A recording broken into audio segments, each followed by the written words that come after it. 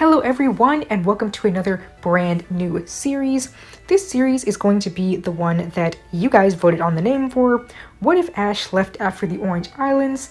And long story short, if you guys aren't too familiar with this idea, I did make a video a while back explaining what the concept of this series was going to be. So I'm going to put a link in the description just so you guys can get an actual proper explanation of what this series is going to be, and I don't need to waste time here going over that. But long story short, essentially this idea is going to be us looking at the idea of the Pokemon anime series as if Ash had been replaced all the way back after the Orange Islands right at the beginning of the Johto Saga, and we got brand new protagonists every single new generation. So that's going to be what this series is, and today we're going to be tackling the first part, which is going to be the Johto Saga. So let's not waste any more time and get right into this brand new adventure. Our story begins immediately after Ash's victory against Drake in the Orange Islands. A young boy named Jimmy is watching the end of the battle on TV. After Ash's victory speech, Jimmy comments on how strong Ash is as a trainer and how he hopes to one day become equally as strong. One morning, while running an errand for his mom, Jimmy hears a commotion at Professor Elm's lab. Upon running inside, he hears that a Pokemon has been stolen, so he hastily grabs a Pokeball to go after the thief at Professor Elm's request. By chance, he winds up grabbing Cyndaquil's Pokeball. Jimmy eventually catches up to the thief and challenges him to a battle. The thief, named Sylveon, has to battle under the condition that he will return the stolen Pokemon if Jimmy wins. Now, as for the name choice of this rival, I know his official name is Silver, but I didn't want to just call him that. I thought I should give him an actual name, and since this character can have a customized name chosen by the player, just like Blue, I thought we would give him a different name, just like how Blue got the name Gary in the anime, so I decided on a name similar to the word silver, which is Sylveon. But if you guys don't like that, you can just call him Silver or any other name for that matter in your head. Anyway, Sylveon agrees to the battle, but it turns out that he stole a Totodile, meaning he has the type advantage. Using Water Gun and Frustration, Totodile defeats Cyndaquil. Sylveon mocks Jimmy for his weakness, stating that a trainer like him is useless and no threat to anyone. Jimmy asks why anyone would even want to be considered a threat. The trainer simply states, though, that there are reasons for everything, and then runs off. After returning to Elm empty-handed, Jimmy sulks over not being able to beat the other trainer. Elm tells him that it's alright, and that he'll simply have to get some new starter Pokemon from some local Pokemon breeders. He allows Jimmy to keep the Cyndaquil though, since it's already bonded to him, and Jimmy was set to be getting his first Pokemon soon anyway. As thanks, Jimmy makes it his mission to get back the stolen Pokemon, which is a much easier goal than becoming a Pokemon Master, am I right? Like I said earlier in that other video, I always disliked Ash having such a vague goal, so in this series, Jimmy wants to become stronger so he can get back the stolen Totodile. I want him and all the characters in this series to have more attainable goals. Jimmy returns home to his mother and tells her that he's going to be going off on a journey to help Professor Elm, leaving out most of the details about the stolen Pokemon as he knew she'd worry. Jimmy's mom gives him some pocket money and then sends him off. News reports inform Jimmy of where Sylveon may be headed, so he runs off to find the thief to challenge him again. He eventually does find him and challenges him to another battle, again demanding he return the stolen Pokemon if he loses. But it's Jimmy who loses due to the type disadvantage once again, and his general lack of battling skills. Sylveon once again criticizes the weak trainer, telling him that he has no hope of achieving anything at his level. Jimmy calls Professor Elm over the phone to inform him that he found the thief but lost to him once again, and as he vents over his lack of success, Elm advises him to challenge the Johto gym leaders in order to become stronger. He also recommends him to, of course, catch some more Pokemon. Through this, he should surely be able to defeat Sylveon and reclaim the stolen Totodile. Jimmy, like most new trainers, makes a lot of captures early on, but he ends up focusing on a select few Pokemon that have proven strong for his actual team. En route to Falkner's gym, he catches nearly every Pokemon in sight, but settles on a Ladybug and a Wooper to train for his gym challenge. Eventually, Jimmy reaches Violet City, where he challenges the gym leader Falkner to a battle. Because he's a new trainer, Falkner offers to let Jimmy use his entire team of 3 against his 2 Pokemon. Jimmy says there's no way that'll be necessary, but he agrees just in case. He starts with his Ladybug, while Falconer uses his Hoot Hoot. Jimmy's Ladybug has beaten many trainers Pidgey and Hoot Hoot along the way to the gym, so he's sure that she can beat this bird. Sadly, Jimmy learns how gym leaders are on a different level from regular trainers.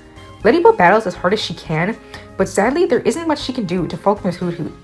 The owl only needs a few pecks to easily defeat the bug type. Jimmy instantly realizes how wrong he was to let his guard down, and how difficult this will be. He tries his Wooper next, and the bulkier Pokemon is able to defeat the small bird. Next is Falconer's Pidgeotto, which Wooper is able to land a few hits on before going down. Jimmy's Cyndaquil is his last choice, so he sends it in. He tries a few Embers, but Pidgeotto is able to fly to avoid the attacks. It then strikes hard with Peck. Jimmy switches to using Smokescreen to block Pidgeotto's vision, which allows him to successfully land a strong Ember to burn the bird. Falconer calls for a Gust, which pushes Cyndaquil back, but a powerful tackle gives Jimmy the win. He's awarded the Zephyr Badge, but is disappointed by how he could have easily lost that battle. He wants his next gym battle to be an even match. Still, with this win, he eagerly awaits a rematch with Sylveon. Well, he does get that rematch, but sadly he doesn't fare much better. Jimmy encounters Sylveon near the ruins of Alph, and he's also begun building his team up, taking on Jimmy with a new Zubat and Ghastly. Ladybug is able to take down Zubat, while Wooper handles Ghastly, but his newly evolved Croconaw is able to take down all of Jimmy's Pokemon single-handedly. Sylveon continues to put down Jimmy's battling skills, and he tells him to just leave him alone and go back to Newbark Town. He has no desire to waste his time on Jimmy, as he has far greater aspirations, which Croconaw will help him with. Jimmy asks what those aspirations could possibly be, but Sylveon says a weak trainer like him has no right to know. What he plans to do will change the fate of the entire region. Jimmy angrily tells his rival that he's not giving up on his mission, and he will beat him one day. In fact, he'll overpower him in a battle. Jimmy decides to train with his team before the next gym battle. They continue to grow stronger, but Jimmy realizes that he really needs a Pokemon that can defeat Sylveon's Water-type Croconaw. He knows that Grass types have the advantage over Water types, so Jimmy makes it his mission to catch the first Grass type he sees. In Azalea Town, Jimmy meets Kurt and assists him in carrying a large bag of apricorns back to his home when he sees the man struggling with the bag in town. There, he learns about the apricorn Pokeballs, which can make catching certain Pokemon even easier. Kurt gives some apricorn balls to Jimmy as thanks for helping him, so Jimmy makes sure to use them on his quest. Since Ash never used anything aside from basic Pokeballs, Jimmy will be the first character in the Sakura alternate universe to use non-standard Pokeballs. While training for his gym battle on the outskirts of Azalea Town, Jimmy comes across a Sunkern. Since he vowed to catch the first Grass type he came across, he uses one of his new apricorn balls to catch it. He decides on the Friend Ball and easily captures a small Pokemon, adding another to his roster. Soon, it's time for Jimmy to battle Bugsy, and this battle winds up being an easier experience thanks to Jimmy's training. Ladybug is able to take down Bugsy's Spinarak and Metapod with barely any issues, and she even evolves into Ledian in the middle of the battle. But when Scyther comes out, Ledian becomes outmatched, and she goes down. Jimmy sends in Cyndaquil next thanks to his type advantage, but Scyther actually proves to be very strong. She puts up a good fight, but in the end, her type disadvantage is her downfall, as Jimmy Cyndaquil gets the victory. Hive Badge in hand, Jimmy learns that the nearest gym he'll face will be in Goldenrod City. Along the way, he tries to train his Pokemon more, and learns that Sunkern isn't the strongest Pokemon out there. She struggles in most battles, and numerous other trainers actually recommend to Jimmy to just get rid of her. But Jimmy refuses to give up on her, and he knows that he needs a Grass type since it has an advantage over the types his Quilava is weak to. He could just catch another Pokemon, but Jimmy is really stubborn like that. Cyndaquil at least benefits from the training as he evolves into Quilava. Wooper also becomes stronger, learning some new moves. Jimmy runs into Sylveon and the two have another battle. At first, Sylveon doesn't want to bother, but Jimmy insists that he's become stronger. Sylveon states that he's only accepting the battle because he needs to power up his team for greater purposes anyway, and might as well take any experience he can get, even a weakling like Jimmy. Jimmy frowns but gets into the battle. Wooper is able to defeat Sylveon's evolved Golbat, but is taken down by Haunter. Jimmy tries Ledian, but he learns sadly that normal type moves can affect ghost types, and these are the only moves that Ledian knows, as for right now, therefore she goes down to the ghost. Quilava is able to get the job done and take the haunter out, but Croconaut takes out Quilava, though he does fare far better this time. Sunkern is sent in as Jimmy's last Pokemon, but Silver switches to his Magnemite. Without much to take down a Steel type, Sunkern is defeated. Jimmy once again is upset over his loss, but Sylveon actually approaches him and gives him some advice. He tells him that he only catches and trains Pokemon he deems strong, not caring about much else. He recommends Jimmy to do the same if he ever wants to become truly strong. Jimmy initially would have just rejected this idea, but he's starting to actually consider his rival's advice. Sylveon says that the only thing that matters for a Pokemon is how strong it is.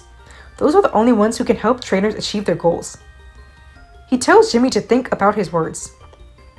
Jimmy contemplates it, but eventually he decides that he won't stoop to a thief's level and vows to continue with the Pokemon he has caught and trained thus far. Jimmy makes it to Goldenrod and decides to challenge the leader, Whitney, right away. He starts with Wooper, and Whitney goes with her Clefairy. Jimmy decides to go in with a strategy this time. He starts with Wooper's new Rain Dance. Whitney's Clefairy uses Metronome, which randomly pulls Swift. Wooper is hit, but doesn't take too much damage. A strong water gun does a lot of damage to Clefairy though. Whitney switches to Double Slap, while Jimmy retaliates with Slam. The two Pokemon collide, but it's Wooper who pushes through to slam Clefairy into the ground. The desperate gym leader tries a last-ditch Metronome, which actually pulls out Hyper Beam. But Wooper blocks this with a perfectly timed Protect and evades all damage. With Clefairy needing to recharge, nothing can stop Wooper from finishing off Clefairy with a final rain-boosted water gun. Whitney's Miltank is up next, and she effortlessly takes down Wooper with a single stomp. Quilava is the only one that Jimmy trusts to be able to defeat this Pokemon, so he sends him in, right as the rain stops. Whitney starts with Attract, which makes it much harder for Quilava to even use a move. But nevertheless, Jimmy tries to command attacks. Whitney commands Stomp, which crushes Quilava. Despite his infatuation, he responds to the attack by igniting the flames on his back, which naturally causes Miltank to rush away with a burn. Gotta throw a bit of anime logic into the series. With this, Jimmy comes up with an idea. He orders Quilava to keep his flames ignited. Whitney switches things up and calls for Rollout, but the attack doesn't do as much since she's burned. Jimmy tells Quilava to roll like Miltank with his flames ignited, and doing so causes Quilava to learn a new move, Flame Wheel. Jimmy orders a second Flame Wheel, but he's stopped from infatuation. Fortunately, it doesn't matter too much because Miltank's burn becomes just a bit too much, and she takes a bit more damage. Quilava is finally able to execute another Flame Wheel, and Miltank faints. Whitney awards Jimmy with his badge and compliments Quilava on his strength. Jimmy thanks her and happily exits the gym. Now at this point, I'd like to pause, because I think we should take some time for a movie. But don't worry, this will be quick. No typical Sakura rambling. In the original anime, the first Johto movie occurred a few episodes before Ash battled Whitney, so let's just have our movie here. And we're going to call this movie The Forest Guardians, Suicune and Celebi. It'll be a movie where Jimmy meets Yusin in his mission to find and capture Suicune, where Celebi will also wind up getting captured by poachers. In the end, Yusin will see Suicune, and he and Jimmy will be friended to save the Celebi. Yeah, like I said, that was a really quick summary. I didn't want to get too much into detail on this, but if you guys want a more in-depth summary on these movies, I can create another video about that in the future. Back to the main series, while getting his Pokemon healed at the Pokemon Center, Jimmy calls Elm to tell him what progress he's been making on his gym journey. Elm applauds him, but upon hearing about Jimmy's battles, he points out that he's really been heavily relying on his Quilava for most gym matches. Jimmy only then realizes that Quilava has been the one getting him the win in most of these battles. Knowing that Sylveon's strongest Pokemon, the one he's working to save, has a type advantage over Quilava, Jimmy realizes that he needs to ensure that all of his Pokemon are just as strong as Quilava. Though he's reluctant, Jimmy decides to not use Quilava for the next 2 gym battles. If he can beat 2 leaders without Quilava, it'll be a true testament to his growth as a trainer. He even goes as far as to send Quilava to Professor Elm to ensure that he won't battle with him, with strict instructions to not send Quilava back to Jimmy until he gets at least 1 new badge. Elm agrees to these terms and accepts Quilava from Jimmy. Right as Jimmy leaves Goldenrod, he finds a wild, abandoned Eevee tied up on the outskirts of town. After realizing that she has no trainer, Jimmy adds her to his team right away, catching her with a Moonball. He and Eevee become very close quickly, and under Jimmy's new resolve, he starts using her in many battles. The same is true of Ledian and Wooper, who are pretty much the main battlers now. Sunkern sadly still isn't getting that much usage in battle, but Jimmy still tries to encourage her as much as he can. Jimmy eventually reaches Ekritique City and has his first gym battle without Quilava. He's going against the ghost-type gym leader Morty, but sadly things don't go too well. His Pokemon's moves simply aren't the best to take on ghost types, and he loses quite quickly. Immediately, Jimmy's confidence is crushed, and after his loss, he rushes over to the Pokemon Center to get Quilava back. But as he's given Elm orders not to send him back, the professor naturally refuses. He tells Jimmy not to give up and that he'll call him back soon. Jimmy is initially furious until he turns around to see the disappointed faces of his Pokemon behind him, clearly upset that they failed their trainer. Before he can say anything, he's surprised to once again be approached by none other than Sylveon. Jimmy asks the boy what he wants, and Sylveon once again tells him that he has no hope of ever becoming a decent trainer with weakling Pokemon.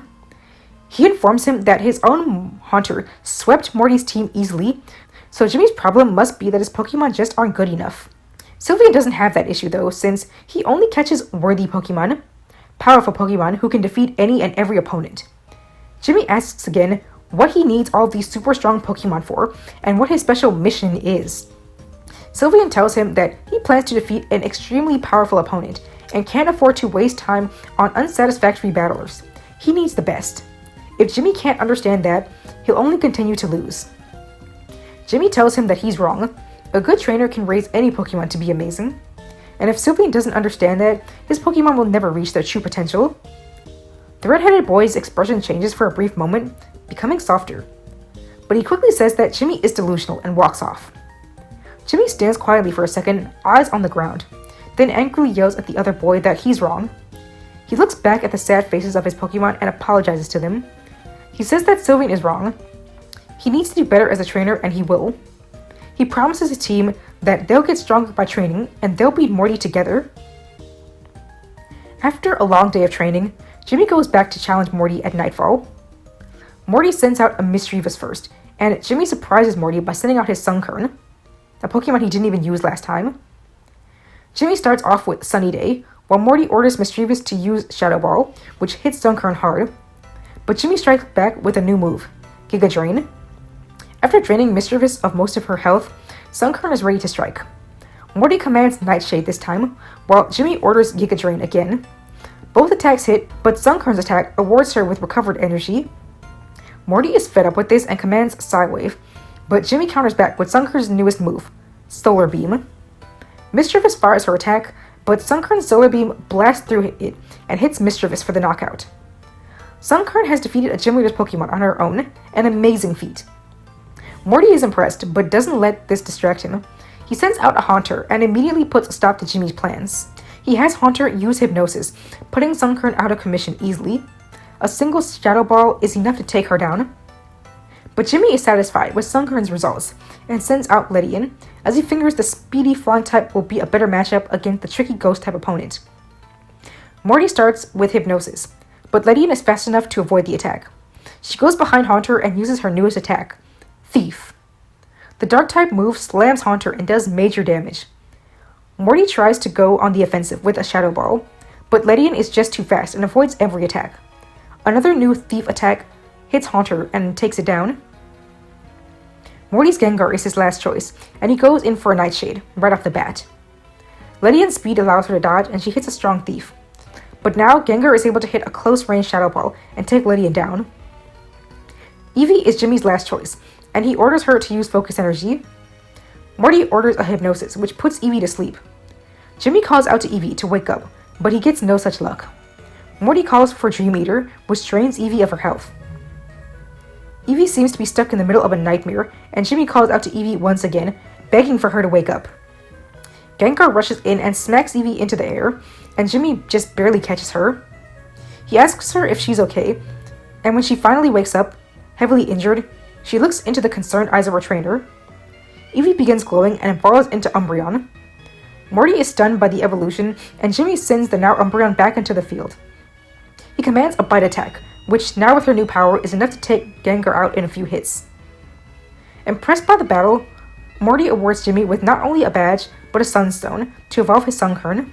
Jimmy thanks Morty for the badge and the Sunstone, and as soon as his Pokemon are healed at the Pokemon Center, he evolves Sunkern into Sunflora. While still at the Pokemon Center, Jimmy notices two kids arguing with each other. Upon approaching them, he learns that their names are Marina and Vincent. He learns a bit about the two trainers after stopping their argument. Marina is training to become a Pokemon idol, someone who battles with their Pokemon while putting on a show. Meanwhile, Vincent is also training to compete in the Pokemon League. But currently, they're both tracking down and trying to defeat Team Rocket, who've been causing trouble in Johto. Jimmy has only barely heard about Team Rocket, but he decides to travel with Marina and Vincent to help defeat them, since he thinks it can help him become stronger. Marina owns a Totodile, Mischievous, Igglybuff, and Magby, and has won 4 badges like Jimmy. Her Pokemon are nicknamed just like in the anime, making her the first character in the Sakura alternate universe to nickname her Pokemon. Vincent owns a Chikorita, Azumarill, Politoed, Elekid, Yanma, and Larvitar, and he actually has all 8 badges, which he won before traveling with Marina, who he has a crush on, by the way. From here on out, we'll watch both Marina and Jimmy's gym battles, and the show will focus more on the Team Rocket plot. Jimmy and Marina reveal that they actually own the same badges, meaning they'll need to win the same Final Four. Vincent suggests the Signwood Gym as their next challenge, and the group decides to head off. Along the way, the trio pass through an anime-exclusive city, where they see advertisements for a competition called the World Cup, taking place on the World Islands. Marina really wants to enter, thinking it'll be fun, and Vincent agrees because he has a crush on Marina and will do anything she says. They ask Jimmy if he'd mind holding off on the Signwood Gym so they can compete in the Cup, and Jimmy is surprisingly enthusiastic about it. He thinks it'll be another great way to make his Pokemon stronger. So with everyone in agreement, they hop on the next ship to the World Islands. I decided to include the World Cup tournament into this series because we all know the anime loves its tournaments, and since this one fits all of our major characters, I figured it would be beneficial to keep. Since the World Cup is a water-type tournament, Jimmy enters with his Wooper. Marina enters with her Totodile, Wani Wani, and Vincent enters with his Azumarill and Politoed. While registering for the competition, Jimmy is shocked to see Sylveon in the list of participants. He begins angrily ranting before proclaiming that he'll beat him.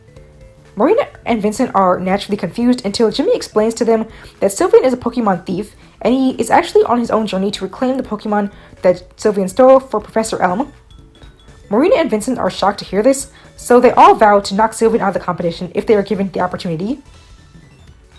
Round 1 goes by without a hitch, and Jimmy, Marina, and Vincent all make it through their first battles with few issues. Marina's Totodile Wani Wani proves himself to be a competent battler, taking on an opponent's artillery. Vincent shows amazing battle skills with Politoed, effortlessly defeating a Poliwrath opponent. Jimmy struggles a bit more with Wooper, but he's just able to win in a battle against Remoraid. Sylveon is also revealed to have easily beat a Quillfish with his Croconaw.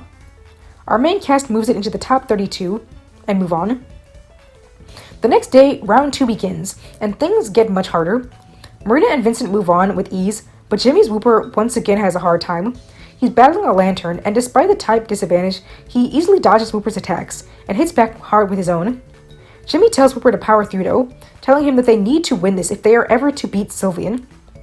And hearing his trainer's words, the tiny Pokemon evolves into Quagsire. After evolving, he gains the strength to defeat Lantern. Sylveon also moves forward in the next round, with his Croconaw defeating a strong Golduck. The top 16 continues on to round 3 the following day, where Jimmy is pit against a trainer with a Gyarados. This time, Quagsire fares far better with his new strength, and he defeats his powerful opponent. Sylveon sees just how much stronger Jimmy has become and takes note that he shouldn't let his guard down around him. Marina and Vincent pass through their rounds as well, and everyone moves on to the top 8. Round 4's quarterfinal matchups are announced with Jimmy facing off against his rival Sylveon. Marina and Vincent naturally root for him to win. Jimmy calls out to Sylveon, telling him to enjoy this battle with Croconaw because it'll be his last, and that he has to return the stolen Pokemon if he loses the battle. Sylveon tells him that he has no intention of losing, so Jimmy's order means nothing to him. He adds that he and Croconaw are working to fulfill their important mission, and nobody, especially Jimmy, will stop them. Furiously, Jimmy sends out Quagsire, with Sylveon using Croconaw. Croconaw starts the battle strong with a powerful slash, but Quagsire's new bulk allows him to tank the attack. Quagsire fires back with Headbutt, knocking Croconaw into the water. Crocodile uses Hydro Pump, and Quagsire jumps into the water to avoid the attack. He goes in for a slam, which hits Crocodile hard. Jimmy is impressed by how strong Quagsire has become, and even Sylveon seems nervous. He has Crocodile use Bite on Quagsire's tail, then proceeds to swim around the pool in random zigzags, making Quagsire dizzy. Jimmy calls for Quagsire to break free, but to no avail. Eventually, Crocodile tosses Quagsire into the air and hits a strong Hydro Pump. Quagsire lands on one of the platforms, the impact cracking it severely. Quagsire struggles to stand, and Crocodile lands another powerful slash. The attack lands, but Quagsire is able to just keep standing. He lands a close-range water gun, which does send Crocodile back into the water, but the Pokemon quickly gets back out at Sylveon's command and hits a powerful return attack. This launches Quagsire into the air, and he lands into the stadium floor right beside his trainer. Quagsire is shown to be defeated, eliminating Jimmy from the competition. Jimmy is understandably furious and disappointed over losing to Sylveon once again. Quagsire can feel the emotions, not even wanting to look his trainer in the face. But Jimmy turns around and praises the Pokemon nevertheless, telling Quagsire that they'll beat him next time for sure. Marina and Vincent are disappointed over Jimmy's loss, but there isn't much they can do aside from continue through the competition and hope to defeat Sylveon. Vincent's Azumarill wins in a battle against a Squirtle, while Marina's Totodile bests a Seaking. The top 4 matchups in the semifinals reveal Marina to be facing Sylveon, while Vincent is pit up against a Water-type trainer named Misty. Jimmy tells Marina that Sylveon is strong, but he has faith that she can take him down. Marina has her doubts, especially since her Totodile isn't even evolved, but Vincent tells her that it doesn't matter. He remembers watching a gym battle where Lieutenant Surge's Raichu was defeated by a strong trainer's Pikachu a while back, so Marina should be fine. With their encouragement, Marina heads out to the stadium for her battle. She sends Wani Wani out, who happily dances on the stadium platform, ready for an exciting match. Sylveon then shocks everyone by sending out not Crocodile, but a Kingdra. Wani Wani's expression instantly morphs into one of fear, but he can't back down now. Sylveon starts off with a Dragon Rage, and Wani Wani jumps into the pool to dodge. Silver has Kingdra follow after the Totodile and fire a Hydro Pump. The attack slams Wani Wani into the wall. He quickly jumps out of the water to land on a random platform. From here, Marina orders a Whirlpool. A massive whirlpool forms the center of the pool and traps Kingdra, who helplessly spins around in the vortex. Sylveon commands Kingdra to get out of there, but to no avail. Marina then orders for Wani Wani to use Surf. The small Pokemon leaps into the water and surfs across a giant wave, which slams into the trapped Kingdra. Kingdra is pulled from the whirlpool, only to be pulled into the giant wave, and Totodile slams the giant wave into the wall. Kingdra takes a massive hit, and Jimmy and Vincent cheer for Marina's amazing tactic. Sylveon is clearly thrown off by this combination of moves and tries to get back into control. He commands Smokescreen to shroud the battlefield. Wani Wani begins freaking out, unable to see anything, and Kingdra uses Dragon Rage. But Wani Wani only barely manages to dodge by leaping into the water last minute. But Sylveon anticipated this, and Kingdra follows Totodile underwater, firing a close-range Dragon Rage. Wani Wani is hurt and collides with one of the battlefield platforms. Kingdra closes in on the injured Totodile, and Wani Wani barely has time to react. Sylveon commands a Hydro Pump, and Vincent and Jimmy panic, thinking it's over. But Marina orders Wani Wani to use Bite on Kingdra's mouth, preventing it from executing the attack. This works, and Kingdra's body becomes full of water, unable to use the Hydro Pump. The audience is stunned by this, and eventually Wani Wani lets go. The Hydro Pump is unleashed, and Kingdra goes flying. The Pokemon eventually slams down into one of the platforms. Wani Wani goes in for a final attack, Ice Punch, striking the Pokemon as it lands. Sylveon orders the Pokemon to get up, but is clearly fainted, and Marina is proclaimed the winner of the battle. The audience cheers for Marina, Vincent and Jimmy cheering louder than anyone else. Wani Wani swims over to his trainer, and Marina hugs the exhausted small croc. Marina tells Wani Wani that he's the best Pokemon ever, and in sheer happiness, the Pokemon evolves into Crocodile.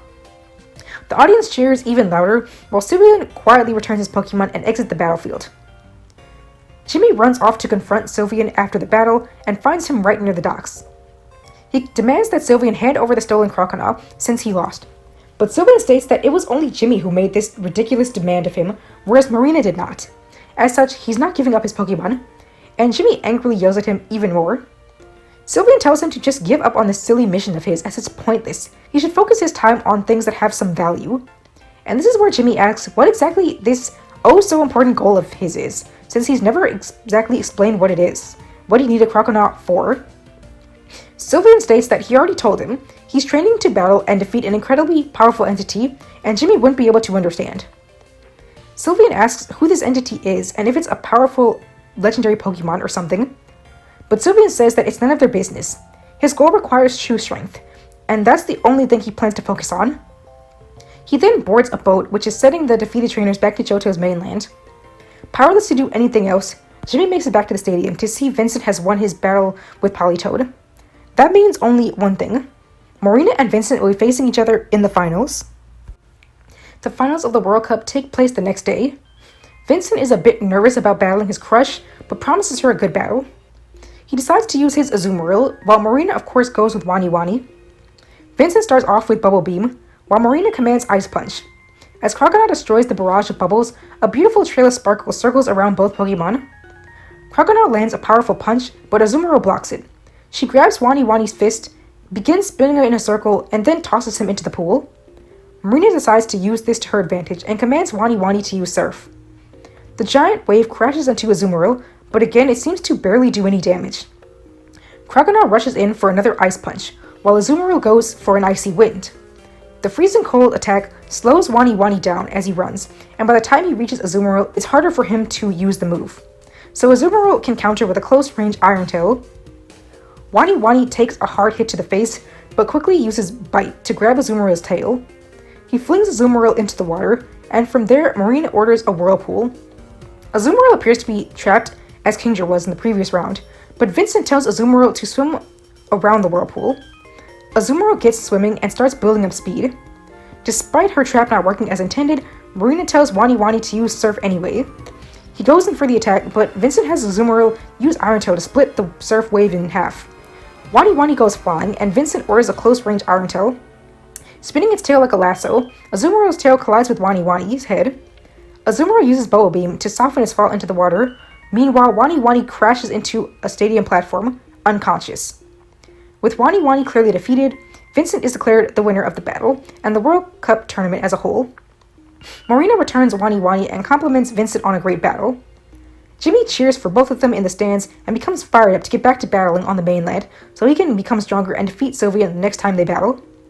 Vincent is awarded the World Cup trophy, and the kids board the ship back to Johto's mainland. As soon as the kids get back, their first goal is to get to the nearest Pokemon Center, so Jimmy can get his Quilava back from Professor Elm, since he did win a badge without the Pokemon's assistance. The trio arrives at a Pokemon Center on the road, and while there, Team Rocket attacks the building and try to steal random trainers' Pokemon. Jimmy, Marina, and Vincent all fight back against the Grunts. Vincent takes the lead on coming up with a game plan to take everyone down. He and Marina are battling well and beating most of their opponents. Jimmy is using Sunflora and Umbreon to take on the Grunts, and while they hold their own for a while, they become overpowered quickly. Before they can be taken down, a mysterious cloaked trainer comes out of nowhere and defeats the Grunts, attacking Jimmy with his own Golbat. Confused, Jimmy asks the person who they are, but they say nothing and silently command Golbat to finish off the other Grunts. Team Rocket clears out and the cloaked trainer vanishes before Jimmy can ask anything of them. Marina and Vincent help return the stolen Pokemon, and with everything back to normal, Jimmy is able to take Quilava back to the team. Jimmy wants to make sure Quilava isn't too rusty after taking such a long break from battling, so he decides to test him out against the first wild Pokemon he sees. He and the gang come across a wild, shiny Noctowl on the road. Quilava battles well, but the Noctowl proves itself to be very strong as well, using Hypnosis and Confuse Ray to keep Quilava at bay and prevent him from getting off too many attacks. At the same time, Noctowl strikes numerous times with Dream Eater and Wing Attack. Jimmy is impressed by the Pokemon's power. He calls Quilava back and has Quagsire weaken the Noctowl enough so that he can catch it with a fastball. At this point, I think we're long overdue for another movie. We're going to say that this movie will essentially be the Legend of Thunder special, only extended to the length of a movie, and now called The Legend of Thunder, Raikou and Ho-Oh. It'll essentially be a movie-length version of the special with only a few differences. The biggest being that we're going to be including Ho-Oh as a major character here, who winds up being summoned to help save Raikou. The small changes that will be included will be Vincent and Marina will obviously be with Jimmy in the beginning, and also all the characters' teams will be changed to reflect their teams here. So Jimmy only has Quilava over Typhlosion, he has Lady instead of Beedrill, and Vincent only has Bayleaf. That's right, I said Bayleaf. In the middle of an intense battle against Attila and Hun, Vincent's Chikorita will evolve into Bayleaf. So this movie will be 100% canon to our series, just like I plan for all movies to be in this timeline, which I know there were already some arguments about whether the movies in Ash's series were canon or not, and some say yes, some say no, but either way, regardless, our movies will 100% be canon. The movie will end the same, with the kids rescuing Raikou from Team Rocket, but this time with the help of Ho-Oh and that masked hero from earlier. The group will arrive in Cyanwood City soon after, and even though Quilava is back on the team, Jimmy stays true to his current mission. He still wants to beat another gym leader without relying on his first Pokemon. His other Pokemon have grown stronger recently, so he thinks everything will be good. However, Marina will actually be the first one to battle the gym leader Chuck. He states that this will be a 2v2 battle.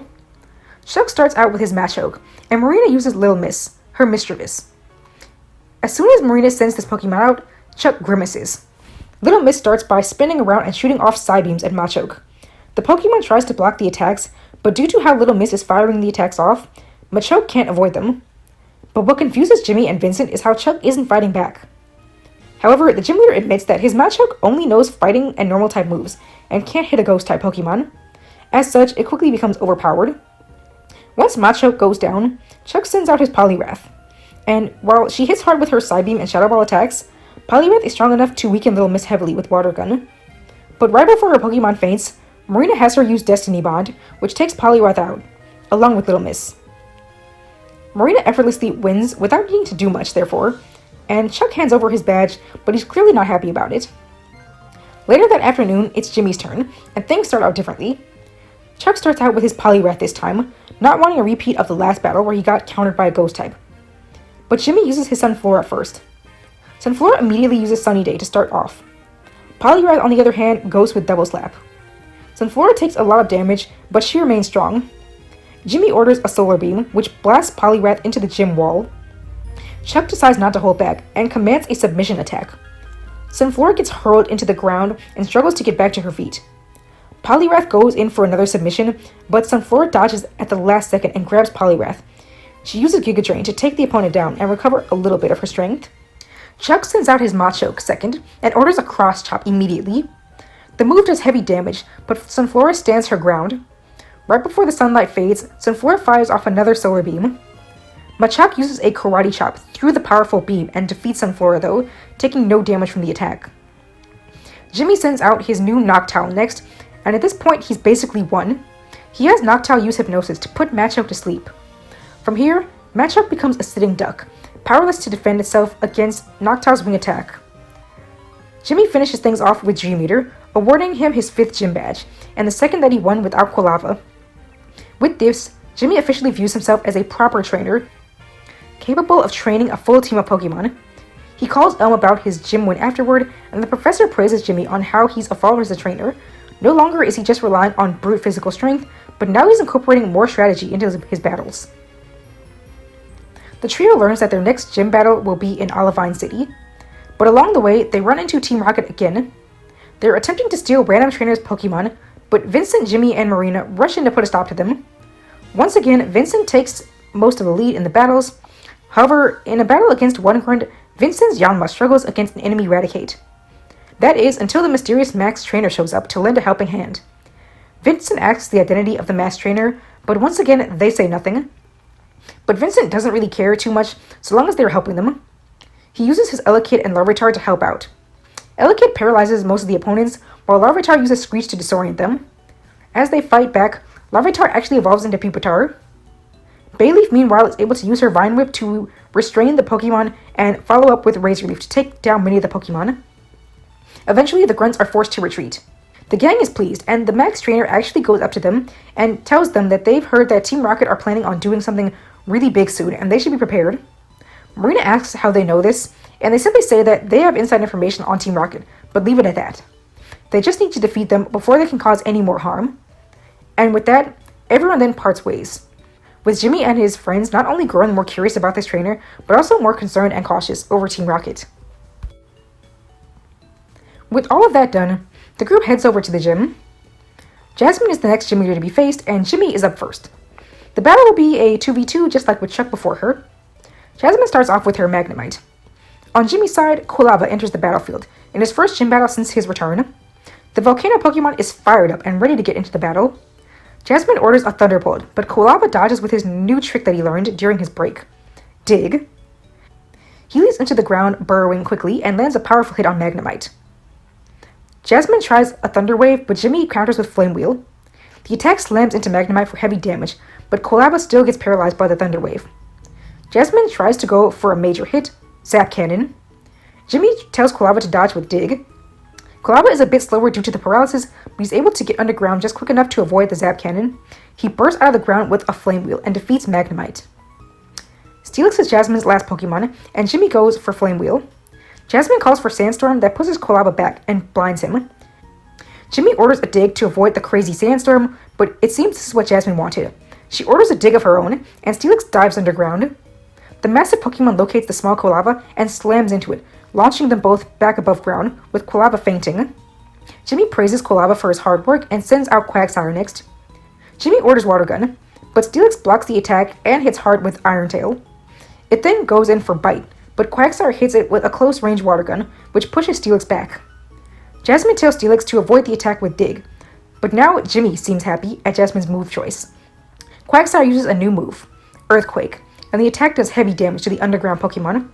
Steelix emerges from the ground in clear pain, and Quagsire delivers the final finishing blow with Mud Slap.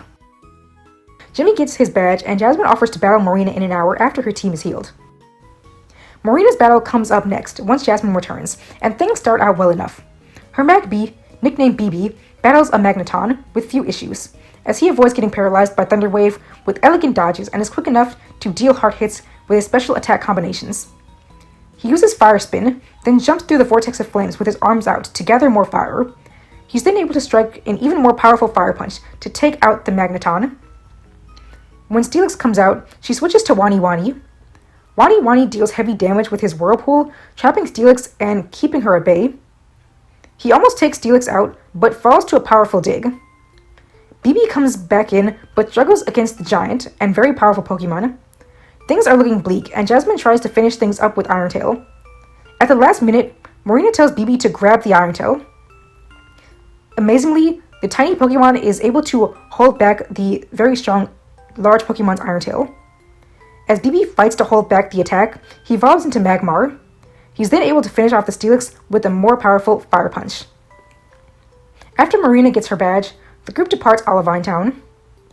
Not too much happens in the journey over to Mahogany Town, so we can hop right into the next gym battle, and it's against Pryce. You're probably thinking that this is happening way too soon after the last battle, but you'll see why we're moving so quickly in just a bit. Staying true to their rotation, Marina is up first. Pryce sends out his Seal to get things going, and Marina sends out her Igglybuff, Pink. Seal uses Icy Wind, but Marina has Pink puff up her body and ride the Icy Wind.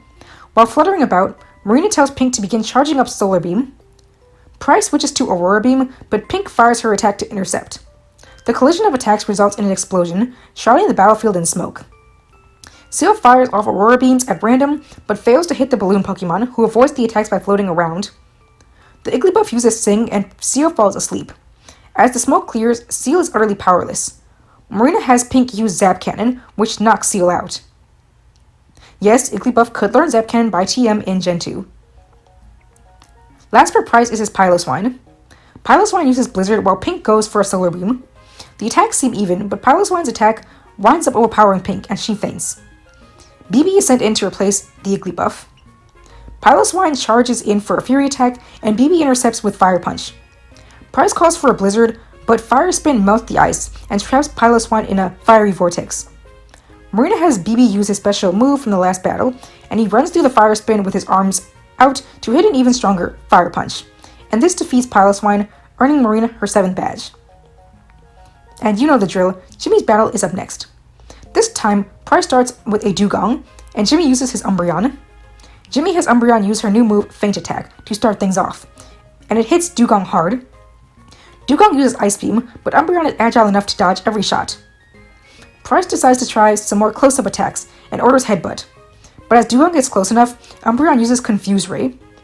In its confused state, Dugong begins using Headbutt, but it winds up actually slamming its head into the giant icicles on the battlefield, hurting itself. With this, Jimmy takes the chance to order another feint attack, and this knocks Dugong out. Pryce sends out Piloswine and immediately goes for a blizzard, but once again, Umbreon is quick enough to dodge the attacks by jumping across the battlefield icicles. Once Umbreon gets close enough, she uses a close-range Confuse Ray. Piloswine tries to dodge, but Umbreon is just too fast. With Piloswine confused, Jimmy recalls Umbreon and sends out Quilava, and the Pokemon only has to land a few fire attacks at the incapacitated opponent to give his trainer the win. Vincent praises Jimmy on how much better he's been getting at battles, and Jimmy feels that he's getting closer to catching up with Sylveon. The group heads to the Pokemon Center to heal up their teams, and they end up spending the night. The next morning, the kids wake up, and things are not good. People are running around the town, screaming frantically, and the reason why soon becomes clear. The kids get dressed and leave out to check on things. As soon as they rush outside, they see Team Rocket grunts everywhere, attacking random people. Before any of them can pull out a Pokeball to help, the cloaked trainer appears and attacks many of the grunts' Pokemon with their Golbat. Behind them, a trainer with a cape has his Dragonite use Twister to blow the Pokemon away and defeat them. Marina instantly recognizes the Cape Man as Lance, the champion of Johto, as she's a huge fan of his. And of course, the gang is already very familiar with the mystery cloaked trainer. Sort of. The mystery trainer introduces them to Lance. Vincent naturally asks why the champion is there, and Lance says that he'd been hearing rumors that Team Rocket was planning to cause trouble at the nearby Lake of Rage, so he made sure to hurry to investigate. When he arrived, he ran into this cloaked trainer, who told him the inside information they had on Team Rocket. Team Rocket's recent mission was to force a Magikarp to evolve into Gyarados, which they thought would make it the most powerful Pokemon ever. And from here, they take over the Johto region and then the world. They were successful in evolving the Magikarp, but the resulting Gyarados was too much for even them to handle. It's currently rampaging out of control at the Lake of Rage, and even firing attacks toward the innocent people of Mahogany Town. With everyone working together, they succeed in taking out all of the Team Rocket Pokemon, and the local officer Jenny hauls them off to jail with the aid of more police officers. But there's still the matter of the rampaging Gyarados. The mystery trainer asks them for their help, and of course they agree. Vincent, as usual, thinks up their plan. He suggests using flying Pokemon to distract the Gyarados in the air, and aquatic Pokemon to distract it in the water, so they can attack while it's overly preoccupied. Everyone agrees to the plan, and they get into action. For the aerial team, Jimmy sends out Letty and Noctowl, Vincent sends out his Yanma, and Marina sends out Pink and Little Miss. The mystery trainer sends out his Golbat, and Lance sends in his Dragonite. For the aquatic team, Jimmy, Marina, and Vincent all send out their water types. The plan commences, and they get right into battling this Gyarados. The aquatic team distracts Gyarados by swimming around it in all directions, and diving in and out of the water for surprise attacks. The flying team flies in from all directions of Gyarados' face to obscure its vision whenever it tries to launch an attack. But despite this, it continues firing off Hydro Pumps and Hyper Beams everywhere. Pink is able to hold her own, surprisingly, and actually evolves into Jigglypuff in order to fly around faster. Gyarados fights hard, but the trainers constantly call out words of encouragement to their Pokemon, and the Pokemon respond by battling even more intently. Jimmy sends out Umbreon to use Confuse Ray, and she disorients Gyarados even further. Vincent's Politoed and Jimmy's Noctowl use Hypnosis and attempt to put Gyarados to sleep, and while it does get drowsy, it seems to keep fighting off sleep. But in this state, it's plenty vulnerable to attacks. Everyone launches attack after attack. Vincent's Elekid rides on his Zoomer's back to launch close-range Thunder Punches, which deal major damage. Lance's Dragonite fires off powerful Thunder, which has Gyarados doubling over in pain. The masked trainer is impressed seeing the skills of all the Pokemon. In particular, they're shocked to see how the words of praise seem to cause the Pokemon to become even stronger. It's not like anything they've ever seen before. The Pokemon is now taken to flailing about in a desperate attempt to attack its enemies, and it winds up swatting the Cloak Trainer's Golbat onto the edge of the Lake of Rage. Golbat struggles to get up, and Gyarados attempts to fire a Hyper Beam to finish it off.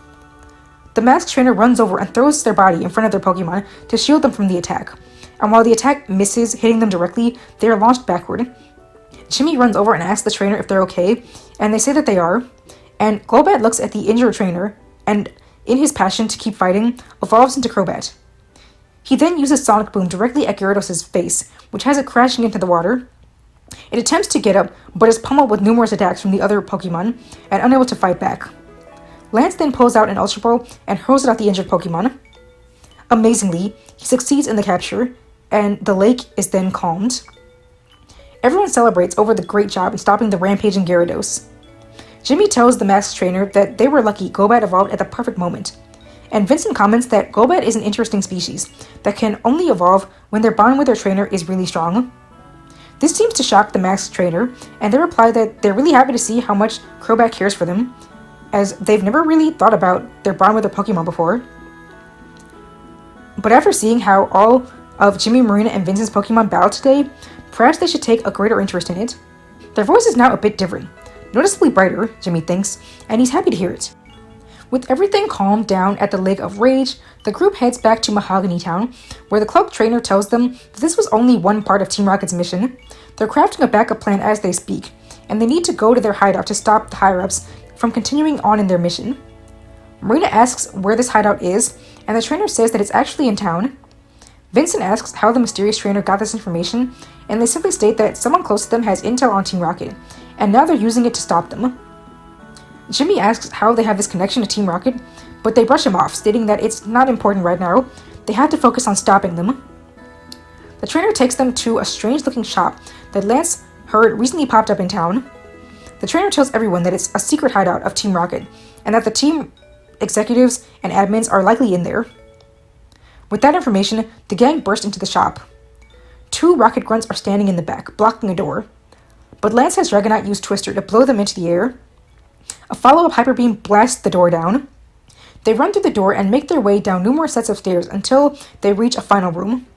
Inside, they find a man and woman who introduce themselves as Team Rocket executives.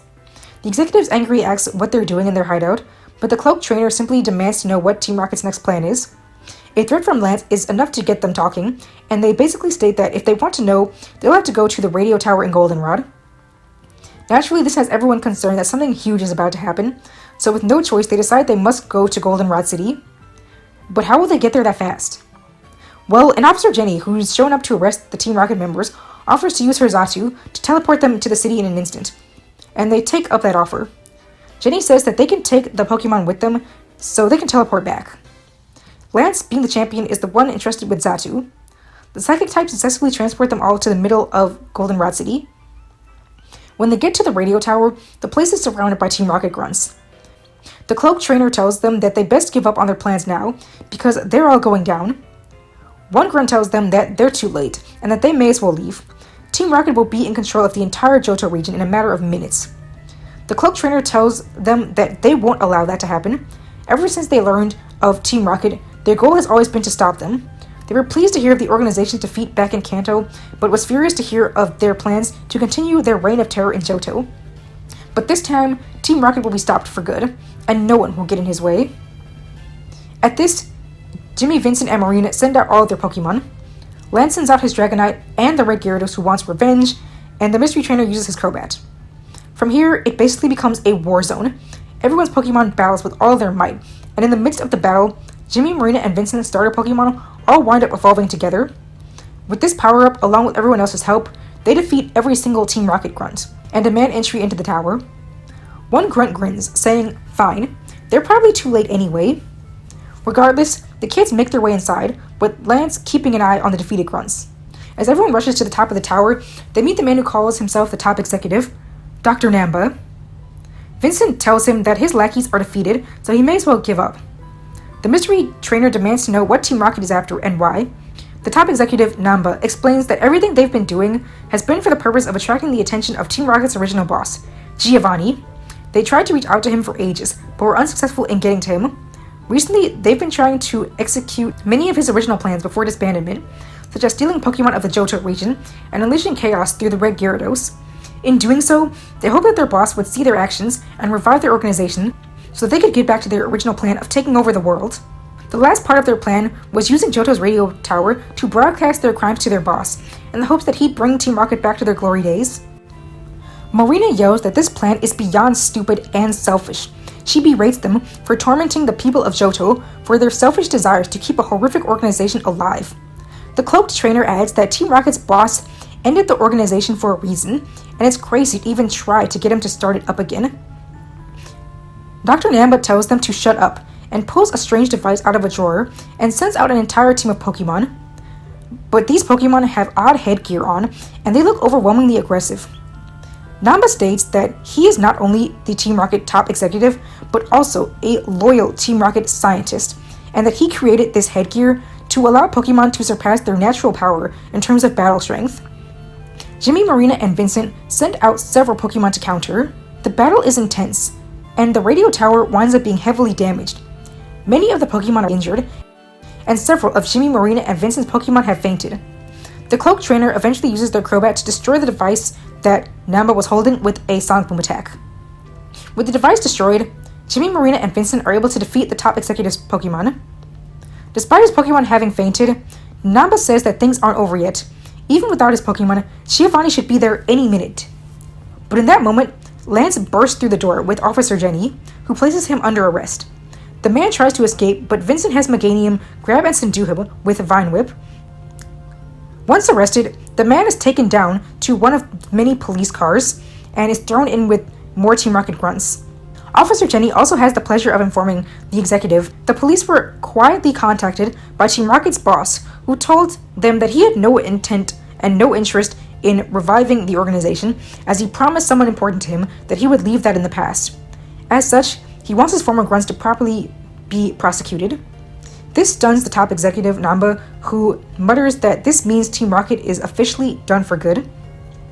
Upon hearing this, the Cloaked Trainer whispers quietly that they're shocked, but also glad that they were all able to stop Team Rocket, and that it looks like he was on their side the whole time. Their hard work paid off in the end. With Team Rocket being officially defeated, the Cloak Trainer bids the others farewell.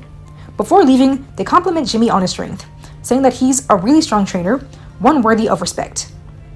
They also thank the group immensely for helping to defeat Team Rocket and ensure that Giovanni would never be tempted to harm another region again. This was something they always wanted to achieve. And with this, the group really starts to wonder who this mystery trainer is. They've seen them several times but barely know anything about them. All they know is that they seem to be really invested in taking down Team Rocket, and they have a Crobat. But for now, with everything being done, they only have one major thing left to do: head to Blackthorn City for Jimmy and Marina's final gym badge. Lance decides to teleport the kids over with Xatu, and then he teleports back to Mahogany Town to return the Pokemon. Since it's getting late, the kids have a last-minute training session right before heading off to bed to ensure that they'll be ready for this final challenge. The next morning, the kids head right over to the gym, where Jimmy will be battling Claire first, and he already knows which Pokemon he wants to use. First, Claire sends out her Gyarados, so Jimmy goes with Sunflora. Gyarados fires off a Hydro Pump, while Sunflora uses Sunny Day. She's hit hard by the attack, but the sun weakens the blow. She strikes back with Solar Beam, but Gyarados uses Dragon Breath to intercept.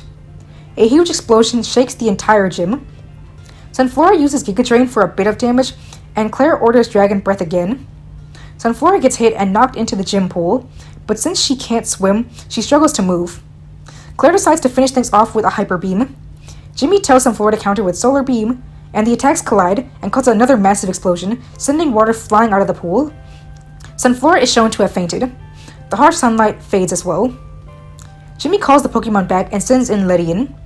Claire laughs, wondering what a bug can do to her Gyarados, but Jimmy smirks. Since Gyarados needs to recharge, it's totally immobilized to Ledian's next attack. It needs to be a powerful one, and indeed it is. Jimmy calls for Thunder Punch.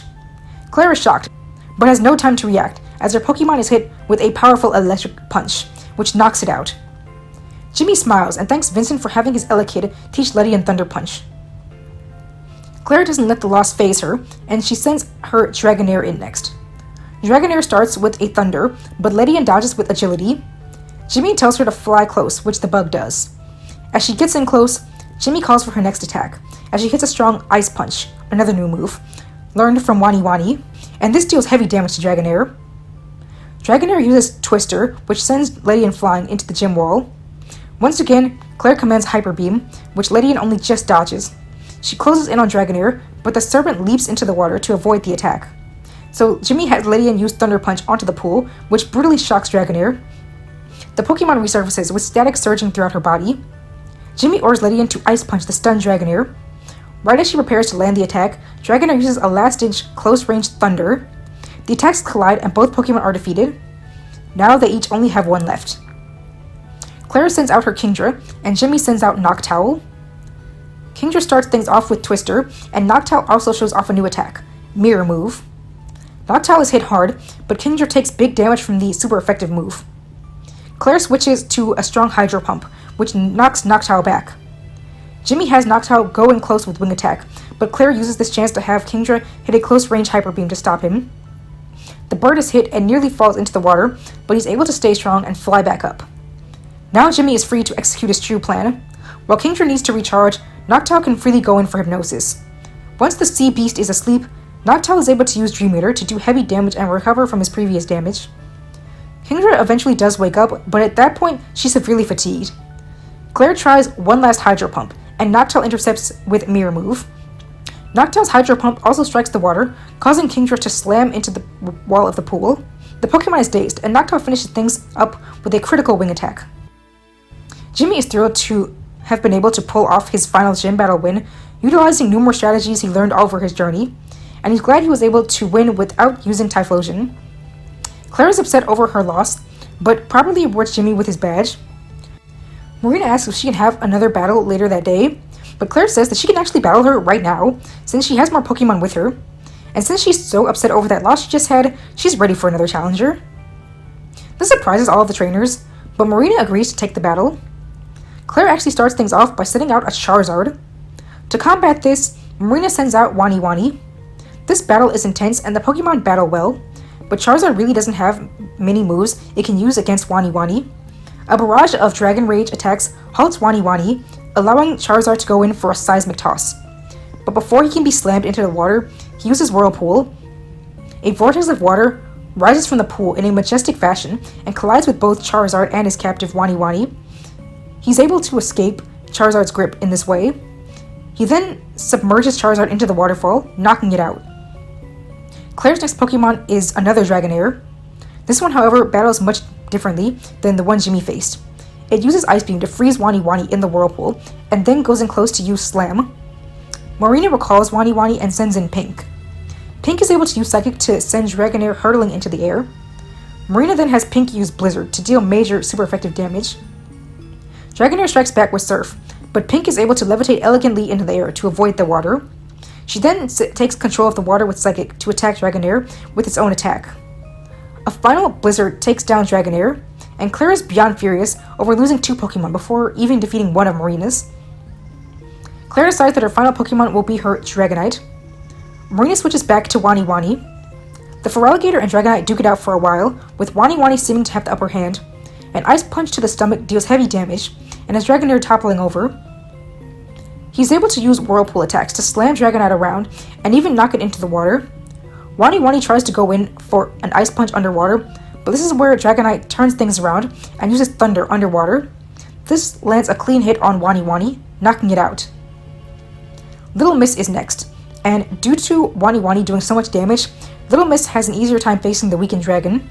She uses a barrage of Shadow Ball attacks to hammer away at Dragonite.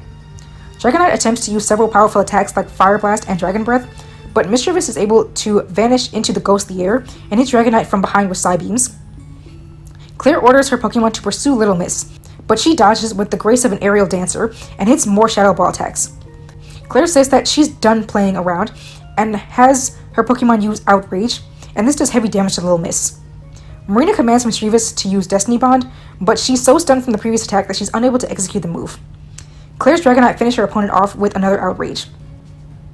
Pink is the last Pokemon remaining, and Dragonite dives in for Outrage, but at the last second, Marina tells Pink to puff her body up to absorb the blow. She's able to take the attack and then fly away. Claire freaks out because she knows what's coming. Dragonite becomes confused. This is where Marina decides to finish things off, and has Pink use Blizzard. In her confusion, Dragonite is too disoriented to dodge, so Pink's attack defeats the dragon, earning Marina her final badge. Claire is even more upset by this and nearly refuses to give Marina a badge, telling her that she only won by luck. But Vincent gets furious at his crush not being given her proper badge. He yells that Marina won her badge fairly and trained perfectly to counter against her opponent, so Claire should accept it. Claire still isn't too convinced, but hands over the badge as she should. With their battles complete, the gang decide that their next move should be to head to the Johto League. At the Pokemon Center, while resting up, the kids are shocked when they see Sylveon. He approaches Jimmy, asking about his recent gym battle. Jimmy tells him that he did just win his final gym badge and he's stronger than ever. He asks if Sylveon is ready to return the stolen Pokemon yet, but of course his rival refuses. But he then tells Jimmy that he also has 8 badges and he plans to enter the Pokemon League Silver Conference. He tells Jimmy that if he still wants to take back the stolen Pokemon, he should meet him there, and they'll settle things in the stadium, once and for all, in a full battle with all other Pokemon. Jimmy agrees, and Marina and Vincent add that they'll be competing to defeat him as well. Before Sylveon walks off, Jimmy asks if this is what his mission was. The entity he wanted to defeat with stolen Pokemon. Was it the Pokemon League? But Sylveon smirks and says that he'll tell him once they do battle. So with all that, everyone decides that their final stop will be the Silver Conference. But right before the league, I think we'll be having our third and final movie. This will be Pokemon's canon third movie, Spell of the Unknown, Entei. Only I'm going to be renaming it to Spell of the Burned Tower, Entei and Unknown. This plot will basically be the same as the anime version, with Jimmy, Marina, and Vincent taking over the roles of Ash, Misty, and Brock respectively. And by now, I'm sure you've noticed that I changed the movies to focus on each of the legendary beasts. I added Ho-Oh to the Raikou movie since it is the trio master of the beasts and it didn't really get to star in a movie like Lugia did. And I also wanted each movie to focus on 2 Pokemon, so we had Suicune and Celebi, then Raikou and Ho-Oh, and last Entei and Unknown. I know I didn't really go over the movies, but all of them were pretty close to the original material, especially the second and the third. The first one was pretty loosely based off of the original Celebi movie, since it also features Suicune, only in my version Suicune would have had a much larger role, and it would have only been Jimmy and Yusufin would have been there, but like I said, pretty similar, so I didn't feel the need to go over all of them.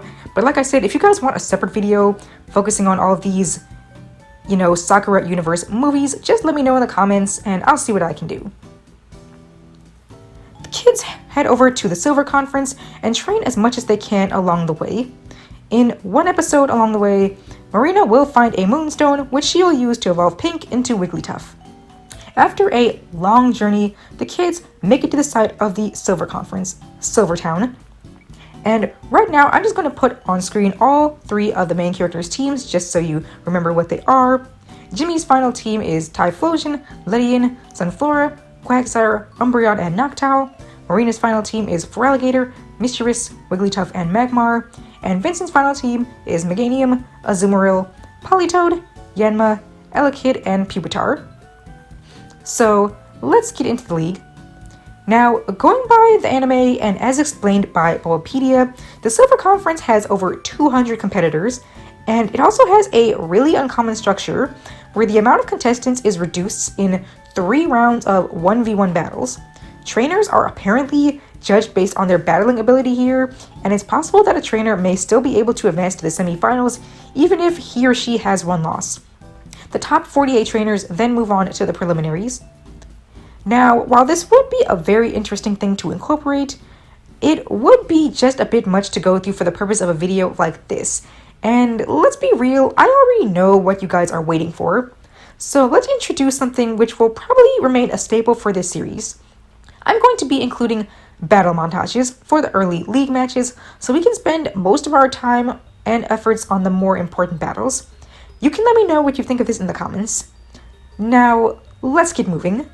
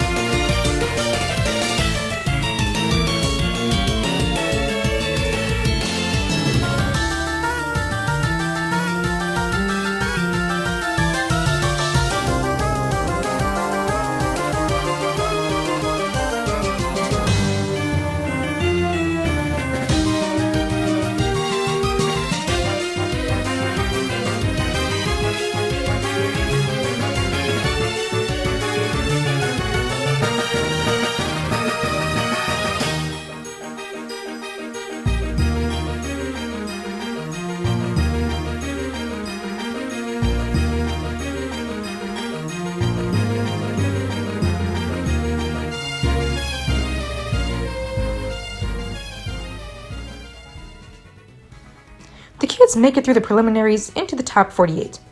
They're thrilled to have made it this far, but they know that this is also where things get even tougher. Jimmy sees that Sylvian is still in the competition, and he vows to not lose until he can face him. Moving on to the next round, Vincent is matched against a trainer named Macy. He's excited over his Elekid's earlier evolution, but after looking into Macy's team, he has a plan for a particular roster for this next battle. Okay, battle montage time.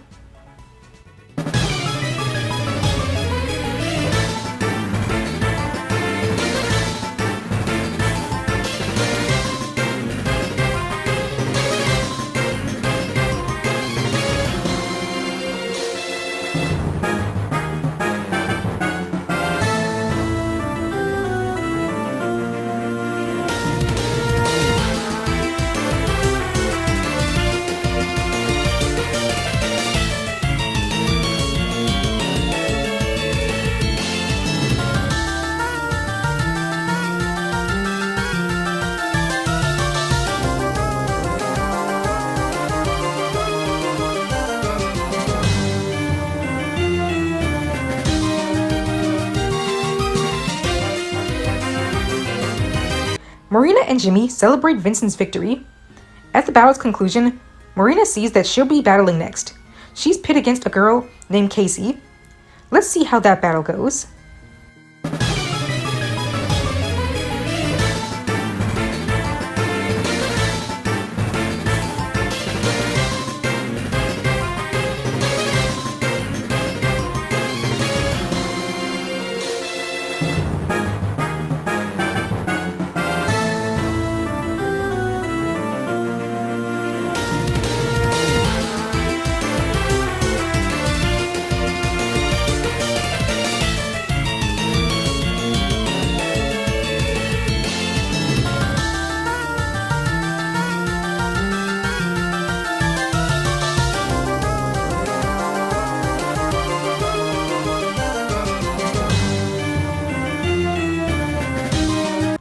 Marina has won as well, much to the delight of her friends. Jimmy is the last one who needs to win in order to make it to the top 32. He'll be battling a trainer named Harrison.